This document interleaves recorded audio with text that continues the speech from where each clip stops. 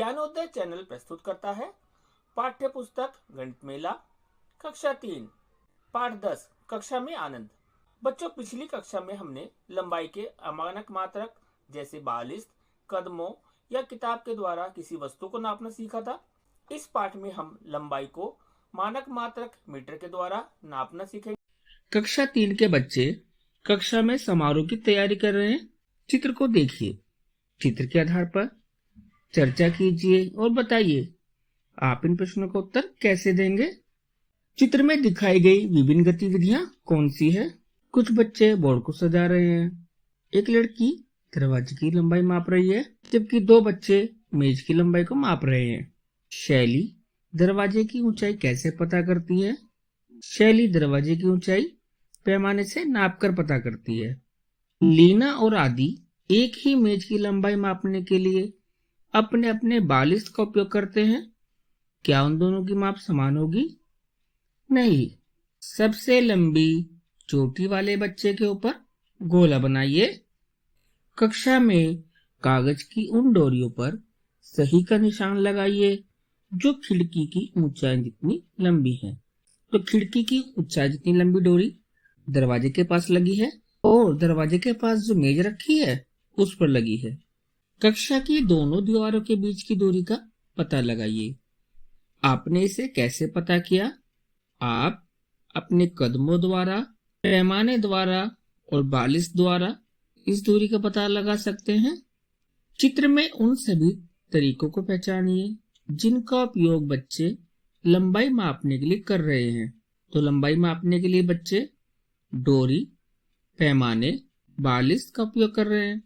इनमें सबसे सही तरीका पैमाने का है। कक्षा 3 के बच्चे अलग अलग रंगों के कागज की लड़ियों से बोर्ड को सजा रहे हैं। देखते हैं चित्र को ध्यान से। दिए गए निर्देशों के अनुसार कागज की लड़ियों में रंग भरिए। कागज की सबसे छोटी लड़ी में लाल रंग भरिए। कागज की सबसे छोटी लड़ी कौन सी है? ये, इसमें लाल रंग भरेंगे। आपने इसकी पहचान कैसे की? इसकी लंबाई का अंदाजा लगाकर। कागज की सबसे लंबी लड़ी में हरा रंग भरिए।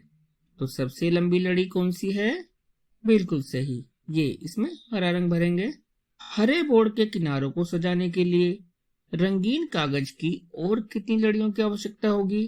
अंदाजा लगाते हैं, 2 लड़ियों की। आइए करते हैं। किसी ऊनी या सूती धागे को दी गई रेखा जितनी लंबाई काटकर चिपकाइए। यहाँ जो रेखा दी गई है आप अपनी पाठ्य पुस्तक में देखिए और दी गई रेखा पर ऊनी या सूती धागे को चिपकाइए। प्रश्न 2, दी गई लड़ी से लंबी एक लड़ी बनाइए।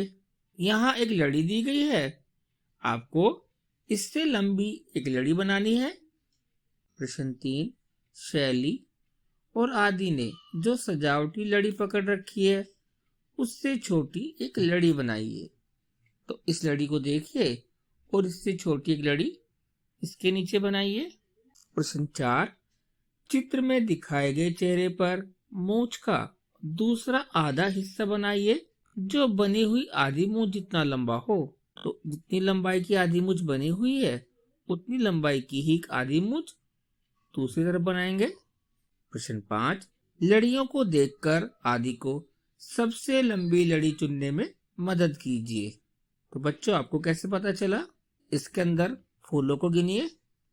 ऊपर की लड़ी में 16 फूल हैं, जबकि नीचे की लड़ी में 12 फूल। इसका अर्थ होगा ऊपर की लड़ी अधिक लंबी है। शैली और आदि को पार्टी के लिए कक्षा के अंदर एक बड़ी मेज ले जानी है। मेज इतनी भारी है कि उन दोनों से हिलाना संभव नहीं है। मेज को उठाए बिना वे ये कैसे पता लगा सकते हैं कि मेज कक्षा के दरवाजे से जा सकती है या नहीं? आदि ने कहा, मुझे लगता है ये पार नहीं होगा। लीना बोली, हाँ, यह दरवाजे से अधिक लंबा है। शैली ने कहा, इस धागे का उपयोग हम मेज की लंबाई मापने के लिए कर सकते हैं। दोनों ने धागे से लंबाई को मापा। आदि ने मेज के इस किनारे की लंबाई मापी। आदि बोला, मैंने मेज की इस किनारे की लंबाई मापी। शैली बोली, मेज इस तरफ से दरवाजे से गुजर सकती है, क्योंकि इसकी लंबाई दरवाजे की चौड़ाई से कम है। आइए खेलते हैं। अपनी कक्षा में उपलब्ध बक्सों, थैलों या किसी अन्य वस्तु का उपयोग करके एक पुल बनाइए। बक्सों को ऐसे व्यवस्थित कीजिए ताकि पुल हिले नहीं। अपनी कक्षा से कुछ वस्तुएं लीजिए और अनुमान लगाइए कि क्या ये वस्तुएं पुल से होकर गुजर सकती हैं या नहीं। बताइए कौन कौन सी ऐसी वस्तुएं हैं जो आपके द्वारा बनाए गए पुल से होकर गुजर सकती हैं। पुल की चौड़ाई और वस्तु की चौड़ाई का अंदाजा लगाएं और उनके नाम लिखें। क्या ये सभी के लिए सच है? बच्चे नाटक के लिए अपनी पोशाक बनाने हेतु अपने शरीर के अंगों को माप रहे हैं। यहाँ कुछ कथन दिए गए हैं जो बच्चों ने कहे हैं। क्या आपको लगता है कि ये सभी बच्चों के लिए सच है? आइए जांच करते हैं। इसे मापने के लिए आप अपने मित्रों की सहायता ले सकते हैं। सही उत्तर पर सही का निशान लगाइए। आपका सिर 3 हाथ गोल है। सही। आपकी बाह की लंबाई आपके पैरों की लंबाई के बराबर होती है। आपकी ऊंचाई आपकी खुली बाहों की लंबाई के बराबर है। मापिए। सही है। शैली नाटक के लिए पर्दे बनाना चाहती है। लीना इसके लिए अपनी माँ की साड़ी लेकर आई है। आदि ने दीवार की लंबाई मापने के लिए अपनी पेंसिल का उपयोग किया। आदि ने कहा, पेंसिल से मापने में काफी समय लगेगा। क्या हम पेंसिल से अधिक लंबी कोई चीज ले सकते हैं? शैली बोली, आइए हम एक कागज की पट्टी लें जो पेंसिल के आकार से 2 गुनी हो। लीना ने कहा, पर्दे के लिए साड़ी की आवश्यक लंबाई मापने के लिए इस कागज की पट्टी का उपयोग करें। आदि बोला, साड़ी को मापने के लिए कागज की पट्टी भी बहुत छोटी है। शैली बोली, आइए कागज की 2 पट्टियों को एक साथ चिपकाकर उन्हें 2 गुना कर लें। तो बच्चों पेंसिल से 2 गुनी पट्टी बनाई, उसके बाद 2 पट्टी मिलाकर उससे बड़ी पट्टी बना ली। शैली बोली, आइए साड़ी की लंबाई मापने के लिए इस लंबी कागज की पट्टी का उपयोग करें। लीना बोली, यह कागज की पट्टी एक बाजू लंबी है। आदि बोला, मैंने दुकानदारों को मीटर रोड से कपड़ा मापते हुए देखा है। लीना सोच में पड़ गई। 1 मीटर कितना लंबा होता है? आइए हम 1 मीटर लंबी रस्सी बनाएं। 1 मीटर की छड़ या 1 इंच टेप और एक रस्सी या धागा लें। इसके एक सिरे पर गांठ लगा लें। मीटर रोड या इंची टेप को रस्सी के साथ रखें। रस्सी पर 1 मीटर का निशान लगाकर वहां गांठ लगा दें। अब इन दोनों गांठों के बीच की लंबाई 1 मीटर है। एक बार फिर से जांच लीजिए कि रस्सी की माप 1 मीटर है या नहीं। अपनी कक्षा की दीवार पर 1 मीटर का निशान लगाइए और अपनी ऊंचाई मापिए। अपने उन मित्रों के नाम लिखिए जिनकी ऊंचाई 1 मीटर से अधिक है और जिनकी ऊंचाई 1 मीटर से कम है। तालिका में उनके नाम लिखिए। इनमें से जो सबसे लंबा है उसके नाम पर गोला लगाइए। बच्चों चित्र में आपको कुछ बच्चे दिखाई दे रहे हैं। इनमें सबसे लंबा कौन है? बिल्कुल सही, वह लड़की जिसने लाल रंग के कपड़े पहने हैं सबसे लंबी है। बच्चों आपके घर, कक्षा में और विद्यालय में आपके आसपास अनेक वस्तुएं होंगी। आइए उन वस्तुओं में से जिनकी लंबाई 1 मीटर, 1 मीटर से अधिक या 1 मीटर से कम है उन्हें तालिका में अलग अलग करके लिखें। पहले उन वस्तुओं के नाम जिनकी लंबाई 1 मीटर से अधिक लंबाई की है। कौन कौन सी हो सकती हैं? दरवाजा, दीवार, पेड़, झूला।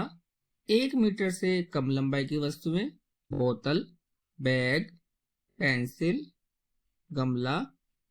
1 मीटर के बराबर लंबाई की वस्तुएं ऐसी कौन सी वस्तुएं हैं?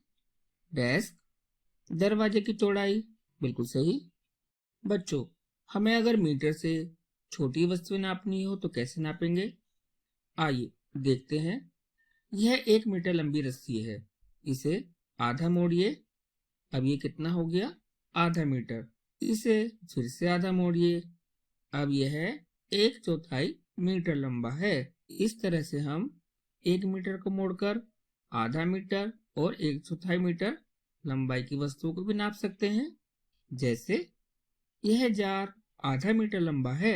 1 मीटर, आधा मीटर और 1/4 मीटर की रस्सियों का प्रयोग करके विभिन्न वस्तुओं की लंबाई पता कीजिए, उनके नाम लिखिए और उपयुक्त खानों में सही का निशान लगाइए। जैसे पेंसिल 1/4 मीटर से कम है, स्कूल बैग 1/4 मीटर से अधिक, डेस्क 1 मीटर, किताब 1/4 मीटर। इसी तरह से दूसरी वस्तुओं को नापिए और तालिका में लिखिए। बच्चों, फर्श पर एक रेखा को आरंभ रेखा के रूप में चिन्हित कीजिए।